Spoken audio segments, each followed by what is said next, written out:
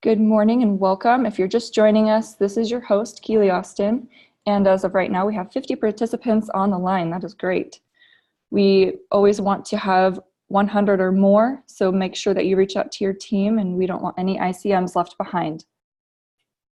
Our trainer today is Bill Predebon. Bill is someone that I have the pleasure of working with on a weekly basis. And if you haven't met Bill, I'm excited for when you do. He is an amazing individual. He's very, very passionate about what he does here with Renatus. And when you see him present, his energy is just incredible. He's got amazing energy, and just the way that he explains things is in such a way that it's exciting and it's clear for people to understand. So I really, really enjoy watching Bill train almost each week.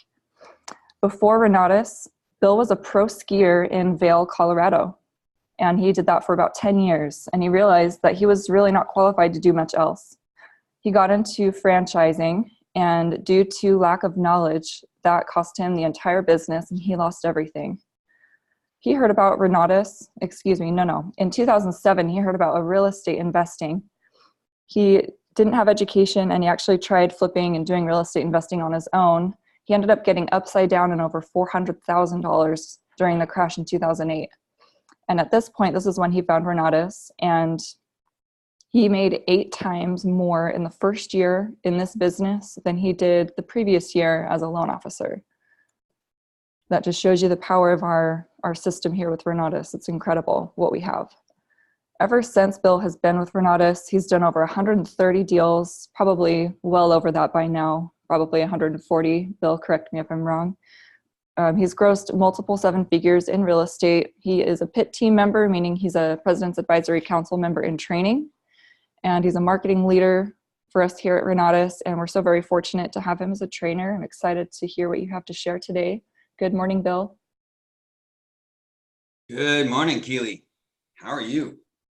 Doing good. Thank you. How are you? Good. Is the volume okay? I had to log in and log out. Oh, that's so weird. Yeah, you sound perfect. That is good. Thanks again for that lovely introduction. Yes, you are right. I don't have the number in front of me, but this year I'm on deal 16, I think. Yeah, so I think I was, it's probably over 100. It might be around 140 maybe. But I should go back and count one of these days, right? Yeah, So, it'd be cool to actually know. Yeah, I know. I need to do it. I was just talking to one of my partners and realtors from who I met a long time ago in the old company at a Bob Snyder event. And we were talking about the number of deals that we did. And he estimates we probably did 60 deals together during the time when he was mainly my realtor. And he partnered a couple of times up on with some stuff with me. But he was responsible for finding a lot of my deals. So anyway, awesome, Keely. Thanks for having me here. Thanks for hosting. Thanks for doing all that you do. Have a great time in Salt Lake City. I'm glad you're going to another regional. I think that's fantastic. The more you can go to, the better off I think that you are as a whole. Right on. So much appreciated to you and those lovely introductions and all that you do, not only in Scottsdale, Renatus, but also on this call. I mean, it's a big commitment to come here 4 days a week and get this done. So thanks. Thank you. You're welcome. You're welcome. We've got 64 people on the line, folks. So make sure you're. Where'd I go? Here we go. Cool. I'm on there. Right on. So I've got a couple things that I thought about this morning. And I'm going to tell you, I'm going to go ahead and do a couple of texts from one of my guys and talk about some of the things that come up. But, I just love this call. I get on it almost all the time. Sometimes I'm doing something if something comes up and I miss a little bit of it. But, Michael's talked on Monday about language. Dane Clark's training last week on his ability to interact with the crowd was awesome and give you guys an opportunity to talk about things. And then Christian Sadler was just bringing super good content with just mindset and stuff. It's just a great call. So spend your time taking advantage of it, in my opinion. So I will say, and I always offer it open. I'm going to put up my cell phone number just so you guys have it. 760-533-3141. The reason I type it and I put it out there is so that some people are on the phone, so they don't see the chat. But 760-533-3141, that's my cell phone number. If you ever do reach out to me and call me and I miss you, then I will call you again. Especially if you text me or text me at the end of the day if I haven't gotten back to you, just because it gets buried. I swear to God, some days, you guys, the texts are down to over 100 different people. So I have to scroll down I swear to God, I scroll down at the end of the day, you guys, and I start a text, like I'll do a draft, just hello or thanks or something to get. So in the morning, I'm reminded of all the people I didn't get back to the day before.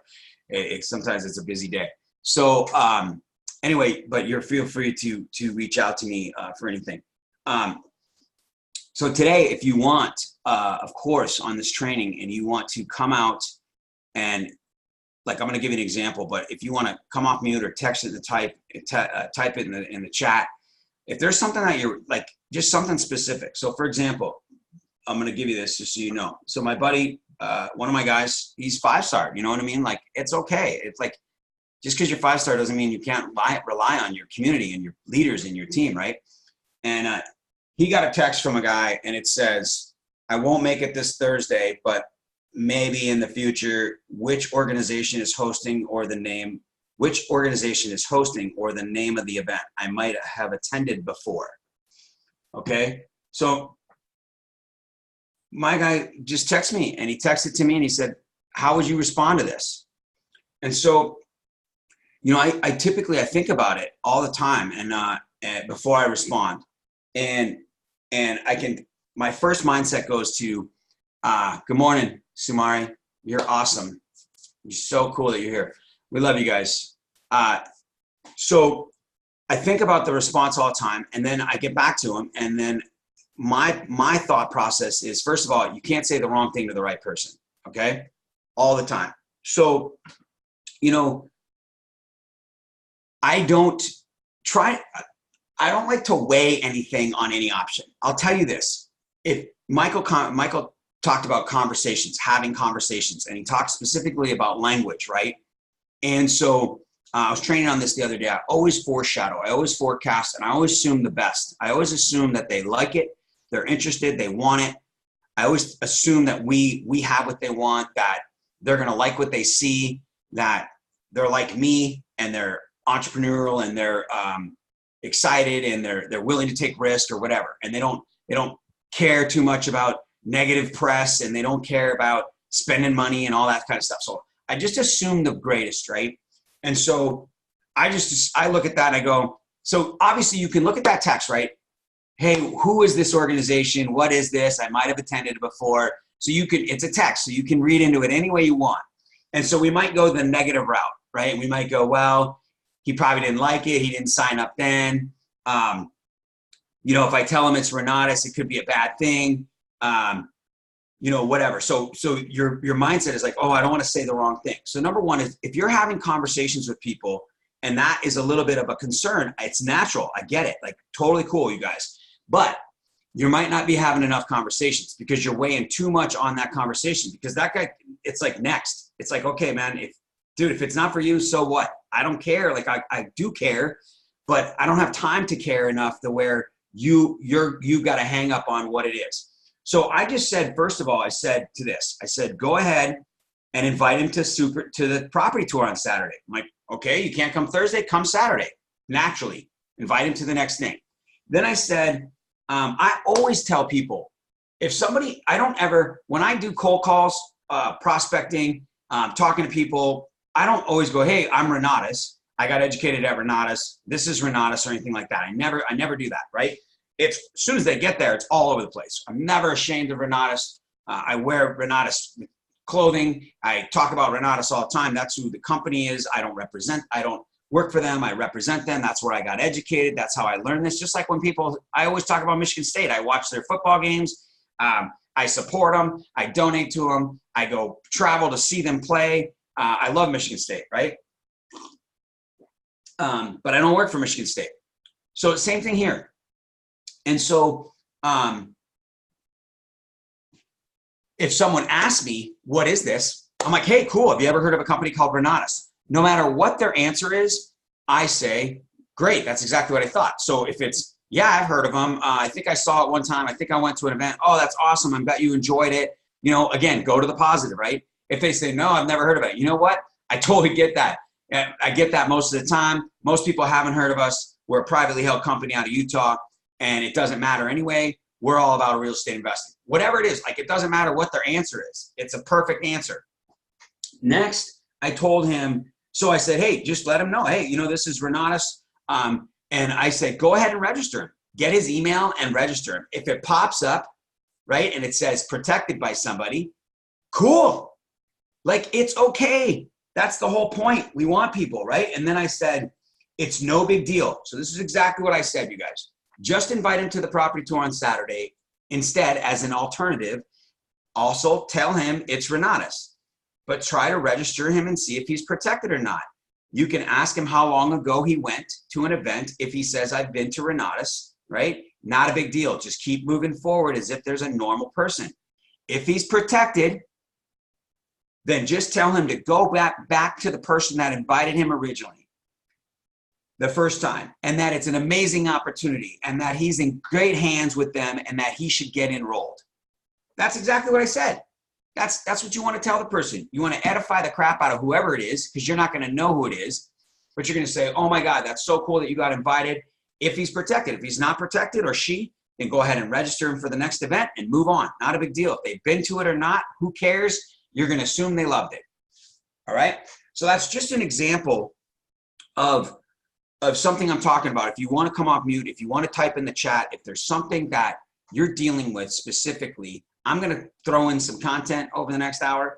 But if you want to take me on a tangent and you want to get my input on how you would respond to somebody, how you would invite somebody, how you would talk to someone, how you would follow up with them, what objection you have, I don't care what it is. Maybe it's your own personal thing that you're not even talking specifically about a person, but you're talking about getting into your business or something like that, then just bring it out. You can hit *6 and come off mute. You can probably just unmute yourself, or you can type in the chat. I'll probably scroll back. I'll tell you, this particular gentleman on my team, he asked me a lot of questions. All right, Tyler says, good morning, Bill. How do you keep your team engaged in calls and events? So I will tell you this. I love this, man. This leverage system is so important to me. Last year, I made over $100,000 in the income, and half of it came from roll-ups, passive sales for my team. So 3 years ago, in 2016, I had one person on my team. I was 5-star qualified. I had a couple sales. I had one person interested in the marketing, him and his wife. And we started a call. I started a call. I said, I'm going to have a call. And I got on the call, and that was my team call. And it's Tuesday, because Tuesday worked out for me at 6 o'clock, because I know I'm working all day. And then I can have a call at 6, and it's not too late to have dinner. And I decided to have that call. And I got on the phone call, and there was like 2 or 3 people on the call besides me. And Tyler, I flat out told him, you guys, I'm like, I've never done this before. And this is going to be the key of my topic, you guys. I told him I'd never done this before and that I was flat out going to wing it. We're going to talk about anything. It's going to be an hour long. I don't care if I'm the only person on the call or if you want to do it. If you don't want to market, I don't care. We don't have to talk about marketing. We can talk about real estate, but it's going to be a marketing call. And so Tyler, number one is I started a team call, and I've had it to this day. Now I have between 20 and 30 people on that call. Sometimes we fall down as little as 8 to 12 or 15. And I have roughly 50 people on my team. And a lot of them some of them are on the East Coast, so they don't get on that call because it's 9 o'clock their time, but whatever. And yeah, I've turned it into a Zoom instead of a call. And that's how I do it. Now, I got to tell you guys, I'll finish up this and then I'll move on to Adrian's. But I'll tell you, you can ask my team. Most of them, you guys, I text everybody. Especially when I haven't heard from somebody, I text them.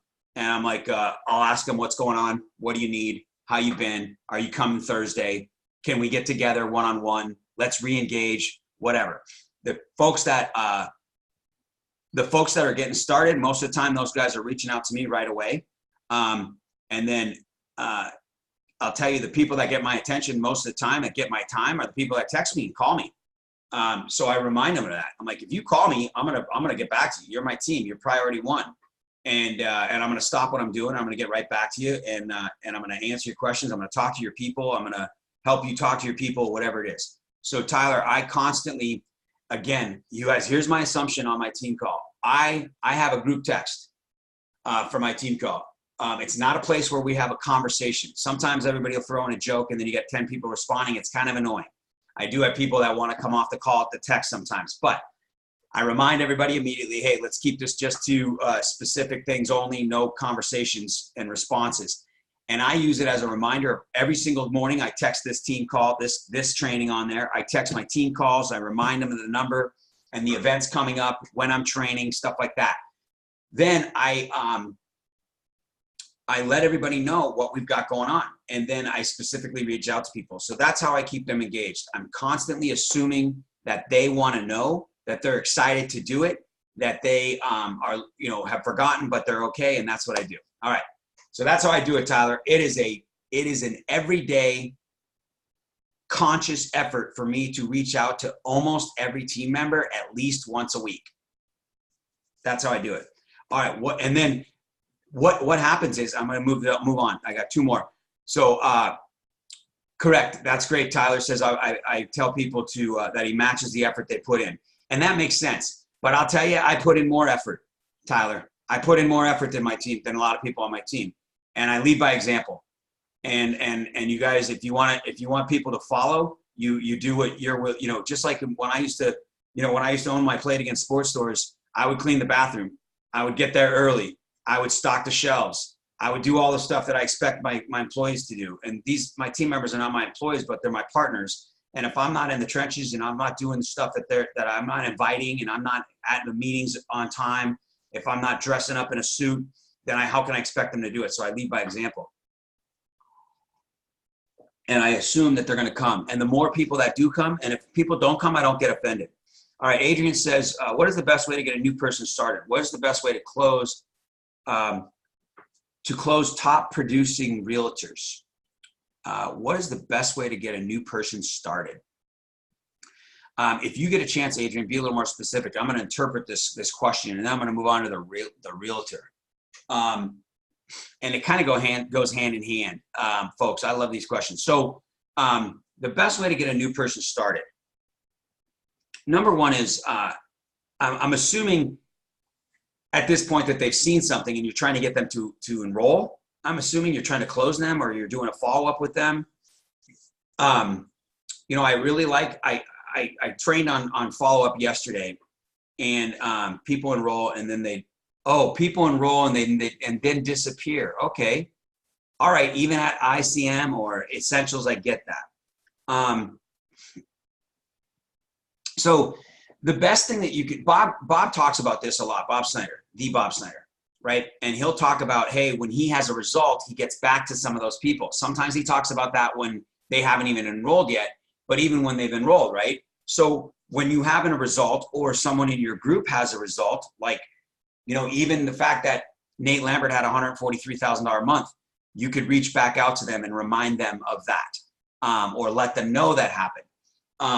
The other thing is, if somebody is on my team and they haven't gotten engaged, so I have a guy, I have this, Adrian, and that's going to lead into some of my stuff today, Adrian. This is so awesome, is that I have a guy and I reached out to him when regional just came up here. I text him, I'm saying, hey man, do you want to just come down to Thursday night? I go, listen, if you really like it, and he's an ICM and a Essentials holder, and he's super busy. And he just is chasing the mighty dollar, and he's in a situation where he has to work and he has to try to make money, and he's a realtor. And anyway, I texted him. I'm like, hey man, you should come down to the event. It's going to be Michael Huggins. I created a valuable event, right? And he came. And then I texted him. I'm like, hey, if you love it, maybe you could take Friday and Saturday off and come to the training.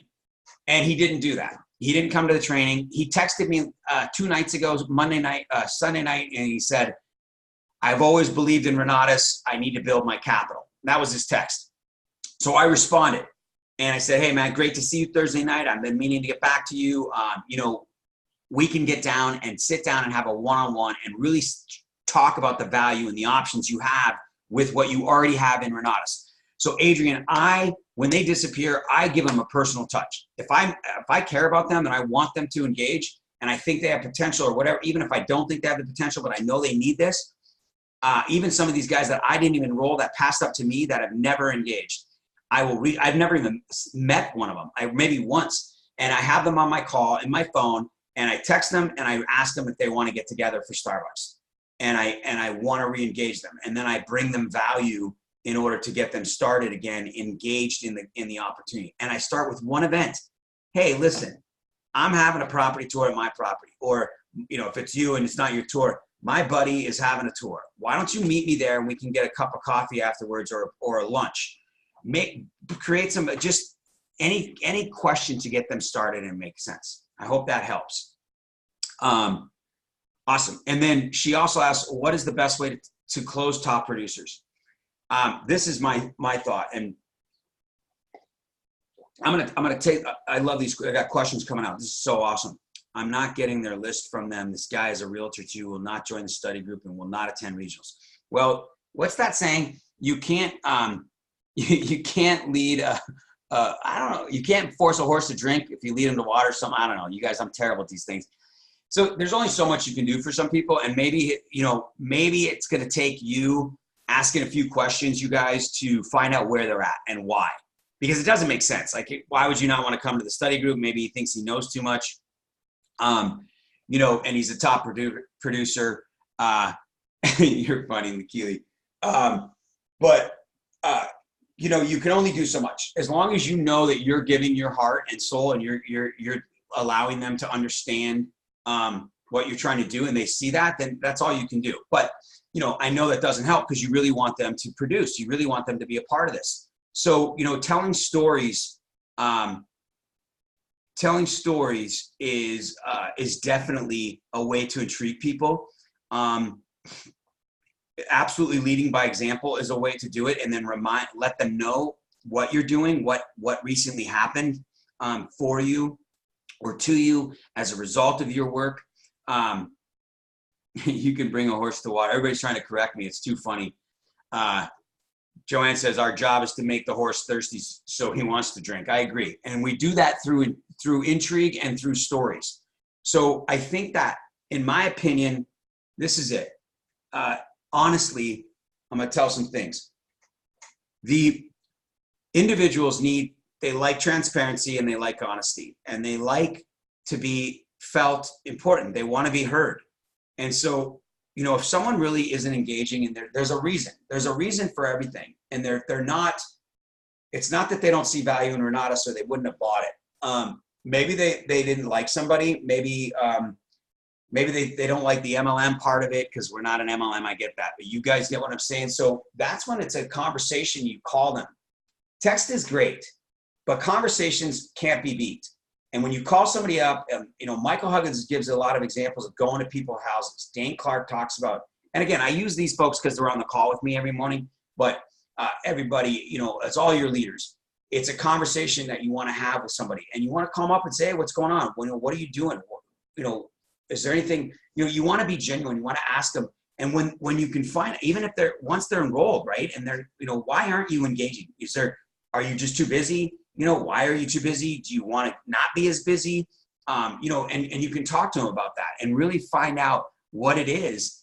And then perhaps you could provide a solution with Renatus or a story that might help them see the light with Renatus and something like that. But it's really important that we really engage with these folks and find out what is causing them not to get started. So there's some great conversation here. I'm gonna tell you guys something. The pit team income requirement is $75,000 for a year. I gotta be honest, it's not that much money. It's 7 people if you think about it. And if you're 5-star qualified and you enroll 2 or 1 or 3, then you have the opportunity to help your team that you're starting enroll 2 or 3 or 1 each through their warm market, making their list. And you can double your sales very quickly through your team without making even another direct sale. And you could qualify for PIT. Of course, you've got to be a leader. You've got to be a servant. You've got to show up. You've got to, dress the part. You've got to be nominated. You've got to pass an interview and all these things that you're going to do. But to make the income goal, it's probably the easiest part of it, you guys. And yet we make it hard. I'm going to tell you, I don't know exactly what my number's at, but I just had I did have somebody this year, actually for the first time in my life. And it wasn't even the person that bought the education. It was somebody else in their family that complained about him joining the education, his wife. And through an investigation, no fault of my own, they did return their funds. And so I had a negative $10,000 on my credit. So I just had another $10,000 enrollment. One of my friends of a long time, Mary, got enrolled. So that's really awesome. I'm blessed to have her on my team. And anyway, I think I might be at 80,000, 85,000. I'm not sure. I've got Mary just joined the team within a week, was 1-star qualified through 2 essential sales. Just super cool. And then her buddy O'Keefe just joined us. It's just been a blessing. And I just enrolled a combo at regionals. So I'm near 100,000 once these pay out. I'll tell you, it's nothing. It's not that much. And I know it seems like a lot. Everything that we had never done seems like a lot. And so I was thinking about this today, and I'm making sure I'm not missing any questions. Listen, so you guys, I just want to be candid with you guys. I just want you to know, like, everybody has a reason that we're not doing more. And so my reason, which is another word for an excuse, is my real estate, right? Like, if I spent half the time that I spend in real estate on the marketing, there's no question I would have double the income and change 10 more lives. And I don't.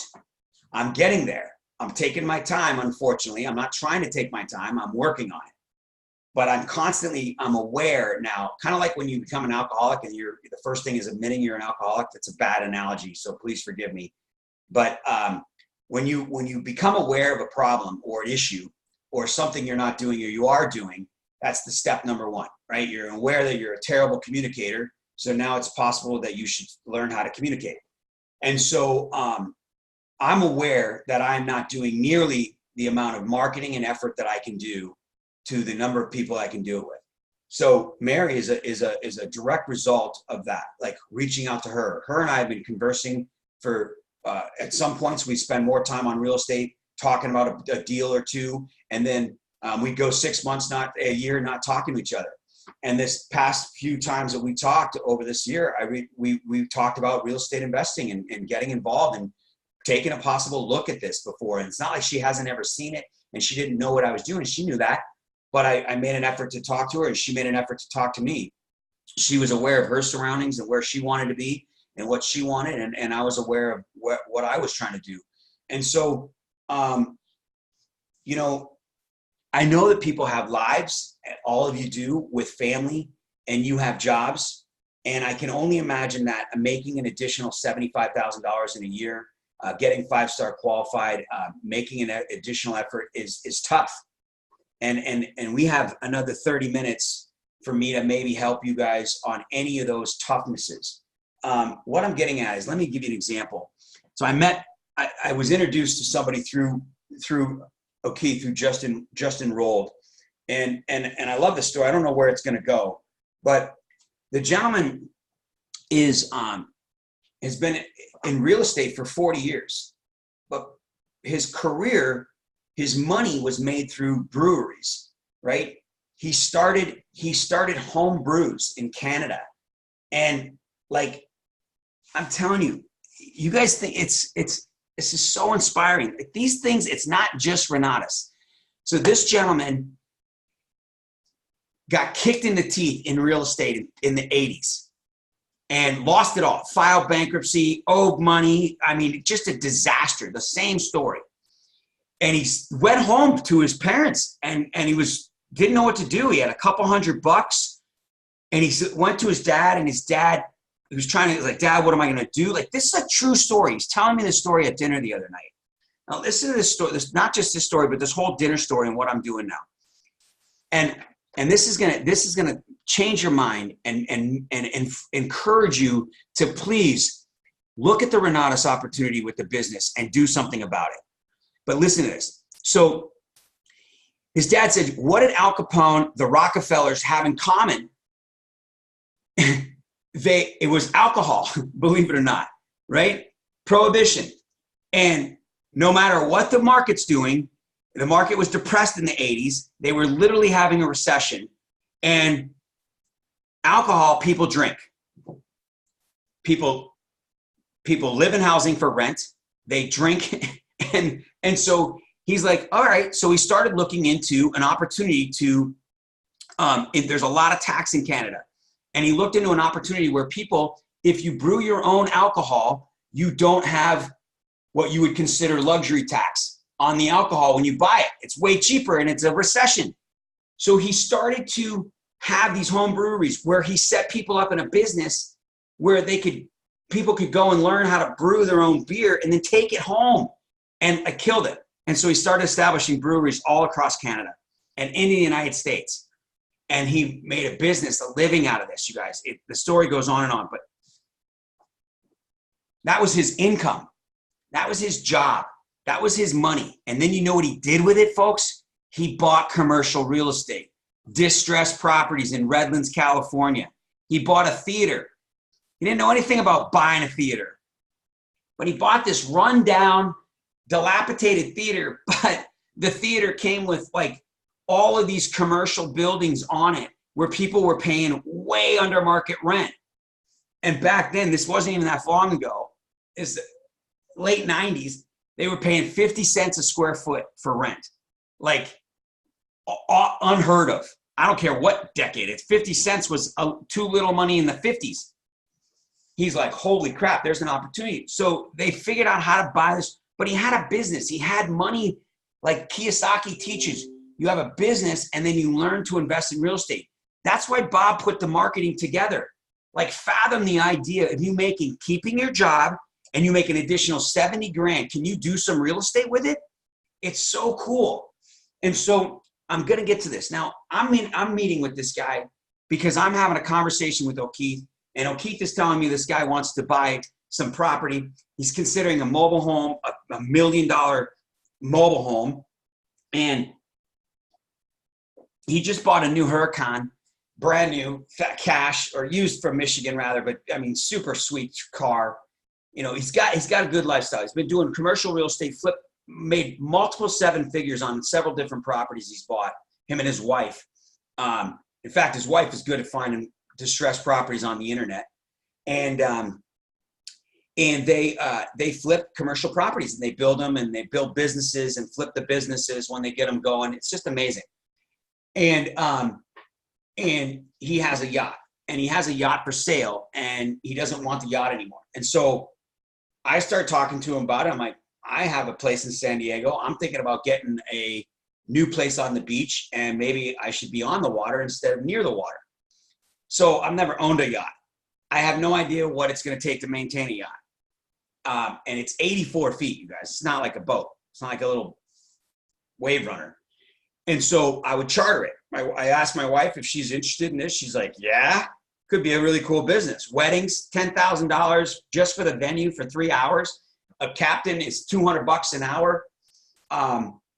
And you got a staff, and it's already sanctioned by the Coast Guard. So I started looking into this yacht, but I'm thinking, all right, I want some owner financing. So I brought it up to him when I first got on the phone. I said, would you be open to open financing, owner financing, any type of care? He's like, well, would you have a down payment? I said, yeah, there'd be a down payment. You know, he said, well, let's get to know each other first.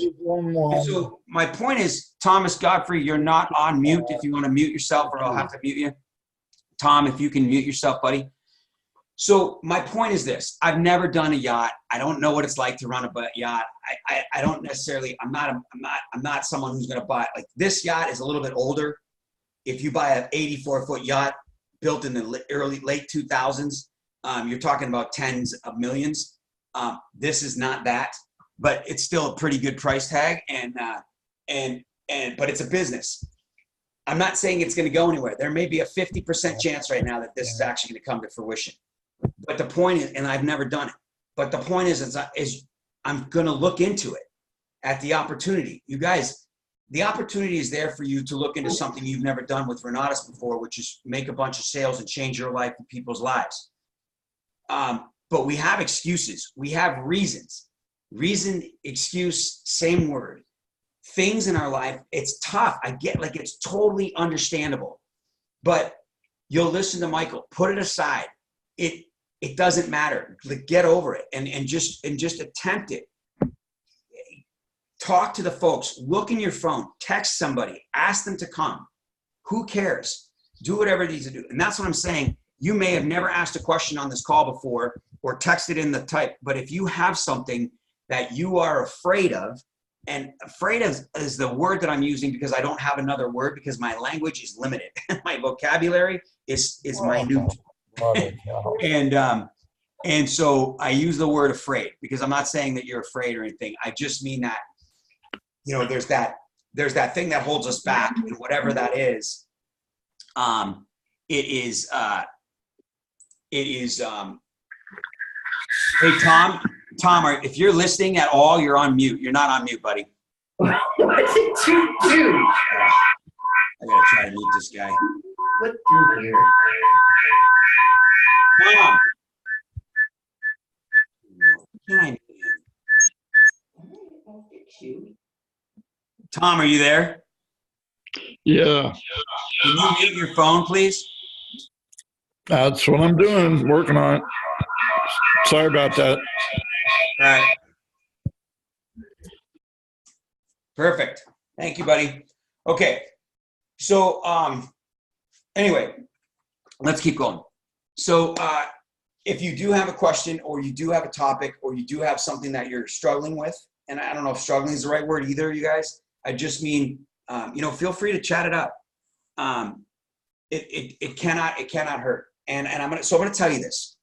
This is one of the things I want to tell you is that, I'm everything that I say may or may not be right. I'm not Scott Rowe. I'm not Michael Huggins. I'm not Dane Clark. I'm not the top 10 income earner in the company. I'm not. Maybe in real estate I am, I would guess, but in the marketing, I'm getting there. So I'm honored and blessed that they called me out to be on this call. Fortunately, I'm going to be able to be on the pit for a second year in a row. I'm pretty sure I'm over that. I know I'm over that number, but I'm really striving for the pack. So I have, you know, I put up a goal for 30 combos in 30 days, 10 combos in 30 days, and I enrolled 3. So I fell short. So I changed my goal, and we have 3 months left, and now my new goal is $30,000 a month for the next 3 months. That's $90,000. That will put me at almost $200,000 for the year in marketing. And I'm not going to fall short on this goal. And I'm going to work with my entire team and myself. And I constantly have to look in my phone and reach out to people. Again, I had this guy, Eric, what I thought would have been already enrolled. He hasn't even made it to an event yet. So things take time, and you can't stop. We can't rely on one person. We have to have continual conversations. My board behind me and my board over there, I rewrote all the names of the people I'm working with and my team's working with. There's new people involved, and there's old people that have fallen off who I would have thought would have enrolled.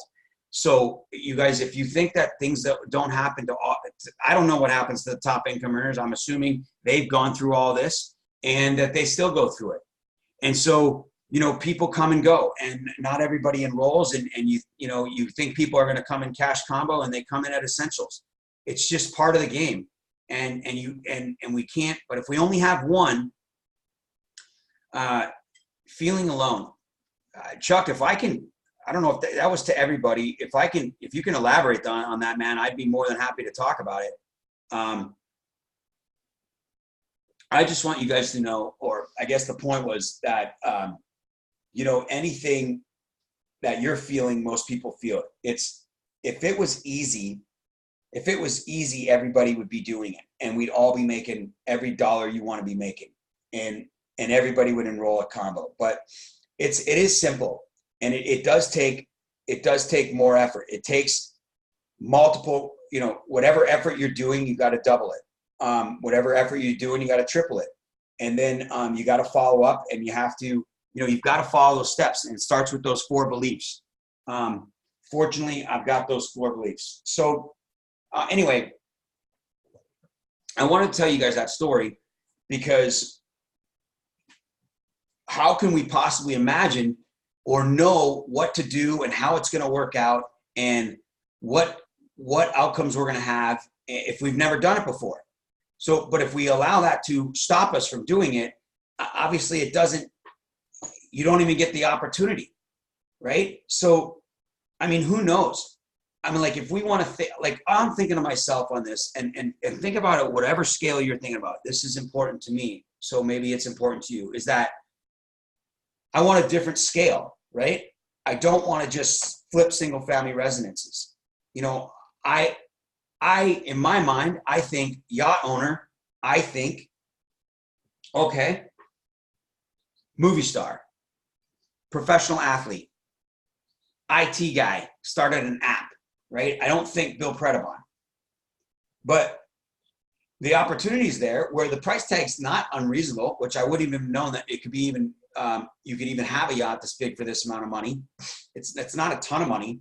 And it could be the first step. Now, I'm doing some research on it, and it's a little undervalued. There's about a couple $100,000 of equity in it, given its condition at the price I might be getting it for, possibly. I'm not 100% sure yet. I haven't done a lot of research. I don't know anything about it, but it's an opportunity to step up. It's an opportunity to play in a bigger field. At the very least, I'm becoming friends and building a relationship with a couple that I aspire to be like, right? I don't have the money to pay cash for a Lamborghini. Maybe if I scraped it all together in our accounts, I could, but then that wouldn't be right for me. I'm not in a position for that. I would leverage one, but I'm not in a position to pay cash yet for a Lamborghini. And he is, right? So that's somewhere I'd want to be. He's been doing it for 30 years longer than me, right? And I want to be able to have that position in 5 years from now. So, whatever it is that you're feeling that is something you've not obtained. And I'm telling you, it could be going to regionals. It could be buying a plane ticket. You heard Michael talk about a couple $100 yesterday when he talked about the regional. Christian's story, where he started, and how he got funded. These and all of you guys, all of your stories. It's the same thing when I got started. I met with a guy yesterday on a one-on-one. I did 3 one-on-ones yesterday, and I met with a guy yesterday at a one-on-one, and he's 10 years younger than when I saw this information. I started looking for the money. And, at 38, you guys, many of you know it, but 2007 it wasn't just because of the crash. Like, I didn't even know, you guys, like, I literally didn't know there was a market, like that there was a market that went up and down in real estate. All I knew that I was missing out on the real estate market because I didn't own any real estate. So I wanted to own real estate like everybody else. That's all I knew, was if I did not buy real estate, I was going to feel bad about it and lose my butt. So I bought real estate, right? My wife had already bought a house. She wasn't my wife yet, but she had bought a new construction home in 2006. And I'll tell you, had I not read my own books, gotten self-educated, bought Carlton sheets online, we would have been in that house. We would have both had incredible credit scores. We would have had a ton of cash, and we would have been set up for the downturn. But during the boom, I read Rich Dad, Poor Dad. I was uneducated. I was a realtor and a loan officer in 2006 and 2007. And I told her that,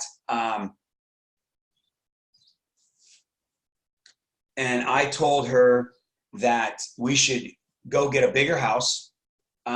We should do it 100% financing because we can state our income and state our assets and get a loan, and we could negatively cash flow her property. Who cares? It's going to go up, and we'll sell them both in 2 years, and everything's going to be great. We're going to make all this money. And then I told her I thought a timeshare was a good idea. And I told her we should buy a new truck because that way we can get the write-off for the truck on the thing. And then I told her we should put in a pool because we're having family over for our wedding, and that we should all this stuff. And I even bought a ring based on a salary I assumed I would be making in the near future, right? And the idea is 2 months salary. And so I spent a ton of money on a ring. I don't regret it, but I didn't have it at the time. I borrowed it, and it was a shit ton of money from what I thought I would be making, which I'm making now more than that, but it was quite a bit of money.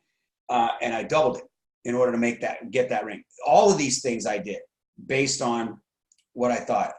And I'll tell you, very quickly, in the middle of 2007, before we were even married, we were facing $12,000 a month in bills, and I was making $0. There was a time I had a loan in the pipeline that I was going to make 1.5% commission on a $1 million loan. Was it 1.5? That would be 10,000. Yeah, something like that. And so I was banking on this loan because that was a lot of money for me at the time. And it was taking 2.5 months to close this loan that should have taken 30 days. And the loan was set to close on August 19th. And my wedding date was August 25th, 2007. And this was going to get me up there. I was going to buy a nice gift for everybody and pay some bills and take care of my car because I was 3 months behind on my car. And Magnus Bank was funding the loan, and Magnus went bankrupt. And I got an email on August 19th at 8 a.m. and it said, "We're sorry, we are not funding anything in the pipeline," which typically when the banks were closing back then, they were still funding the loans that were in the pipe, that were already approved. They funded none of them. And my loan went out the window. And that was everything I was banking on for my wedding. And I could not contribute. We had spent a lot of her savings on our wedding. I had over leveraged everything I had, which wasn't even anything because I didn't even have credit at the time. And when I saw this information in end of 2007 and was getting enrolled in 2008, I flat out had nothing. Going to a regional was going to the meeting to fill the truck with gas was not possible, and caused fights between me and my wife because I wasn't working. I wasn't going to a job. I was going to a stupid meeting that I'd seen 15 times. And it didn't make sense, and it was selfish. And I had to steal money, basically, cash from my wife. I didn't steal it; she gave it to me. But I basically, had to steal it from her in order to go because I didn't have my own cash. I had no cash. I had to borrow money from my brand new wife to go to a meeting. And I'll tell you, folks, I know what it's like. I know what it's like when you're looking at something you've never done before and it doesn't seem possible. But the opportunity you have is that you have enough stories and enough people and enough support that you can know that Renatus is it. That if you stick with it and you don't learn to quit, and you never learn to quit, that you have the right vehicle to get you where you want to go. And you can get what you want. And you can have the $10,000 sales, and you can change someone else's life. And you can build a team, and you can do real estate, and you can change your life and your family's life. And right now, it just seems like it's not possible. And I'm gonna, before I close up, Chuck, feeling alone. I'm not sure what that means. I'm hoping that inspired me to just tell you about that. I don't know if that makes sense about feeling alone, but if that helped. But two things I did in 2008 was I got on every founder's webinar every Monday night. And the featured story of the week inspired me. And my Monday night got me to a point where I could get through Tuesday and Wednesday. And then Thursday night I would be down because I made no money. I got no real estate done. I didn't close a loan. And I probably had an argument with my wife about finances. and I was driving people around that were trying to rent a property. Like, I don't know if you've ever been a realtor and you got to take people around that you don't have gas money and then they can't make a decision on a freaking rental and you just want to kill them. And I'll tell you, Thursday night meant everything to me. Going to Thursday night, standing up in the back. I didn't even sit down sometimes. I'd stand up in the back and just listen, and people would be up there having success. And I'd get pissed off. I'd get motivated by people making money. And I'd leave pissed, but I'd leave inspired, and I'd leave with hope. And I'd leave knowing that I had the right area and the right community in the right place. You know, someone said you can feel alone when your sponsor drops out. So, and I get that. I'm going to tell you guys, when I started to get marketing going, I was fortunate, and I had 12 or 13 of my warm market come to the meetings. And this is the middle of spring of 2008. And I had my loan officer, I had a guy who taught me how to do loans come to an event. I had my title girls come. I had my neighbor come. I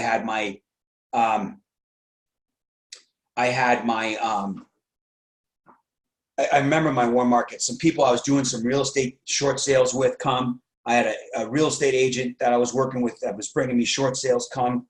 And I had 4 people enroll.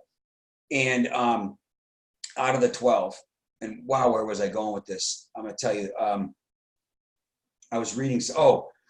My mentor, the guy who enrolled me, made $10,000 off of me, and then he made $9,500. I don't remember back then. It might have been $9,000 on these other 2 sales that I had, my 2 roll-up sales. And he had a wife and 2 new babies, and they went off skiing, and they went and spent all the money. They went shopping, and I'd meet up with them. My mentor, my affiliate, my 5-star was not around. He was dealing with his life and his wife, and they ended up getting divorced. And he's a great guy to this day. I talk to him all the time, but he was not mentoring me through that. This is not a mentor, affiliate dependent business. There are people that will help you. Samari just texted that her phone number so someone could call her. There are people across the country who help you. It's not mentor dependent. It's system dependent. You could pack up right now. Your 5-star affiliate could quit. Their 5-star affiliate could quit. Never do anything. Stop coming to meetings, and you have all the resources in the planet given by Renatus for you to be successful. Meet people in the community.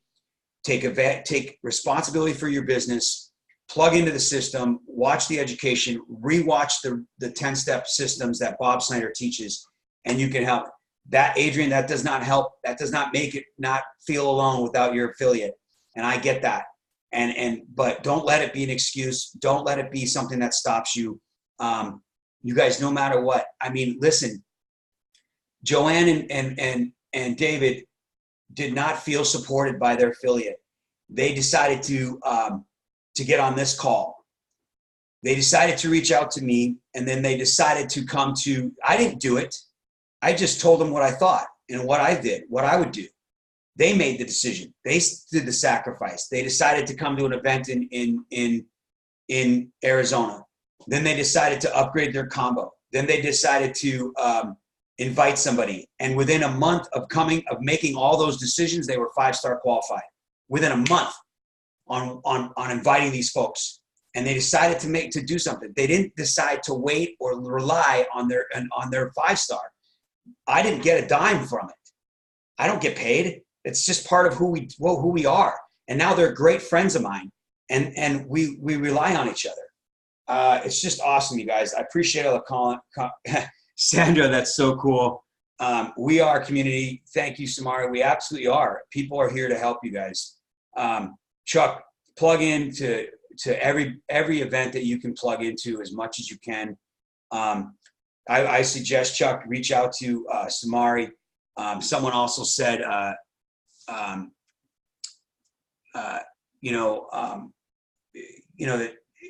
I know there's people in this call that are on this call that are in a similar situation I was in.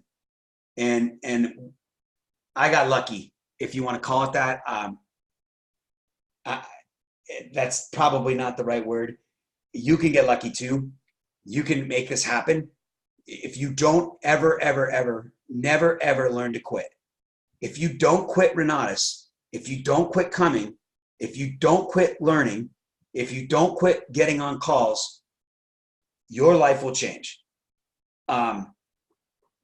You still have to take action, but that will help you take action and learn to do it. Yeah, Sumari, you're absolutely right. I enjoy it, Adrian. You're awesome, you guys. It's to 8:02. I gotta respect your time. I could talk forever. I hope, man, I hope to God this helped. I had some notes for good training. I really wanted to listen to your guys' questions and get specifics on what you're working on. I think Dane did a great job of that last week, so he inspired me to make sure I said that over and over again. Sandra, you're super welcome. All of you guys, thank you so much. Make it a great day. You've got my number. I'll put it one more time, 760-533-3141. But more importantly, you've got your local community. Plug into it. You're welcome, Adrian. Yeah, it was awesome in Panama. That's so cool. I totally know who you are, of course. And so you guys are awesome. Thanks for being on this call. Thanks for supporting me. Thanks for being a part of this call every week and on Tuesday calls and being a part of my call. Oh, Keith, love you, brother. Thanks for the introduction. Mary, good to hear from you. Mary says, come to the events, Chuck. Everyone is so friendly and welcoming, and she's brand new. I mean, her belief system is through the roof. And that is key. When you believe, it changes. You're welcome, Monica. You are cool. I have your picture right in front of me right now. For some reason on my screen, you've been there the whole day, so I appreciate it. You're awesome. Thanks, Samari. Talk to you guys. Thank you. Welcome, Leslie. Roman, awesome. Love you guys. Make it a great day. I'll end the meeting. Keely, thanks for your support in hosting this call. I think it's very valuable. And you guys got it. Make a great day. Take care. See ya. Bye, Bill. Bye-bye.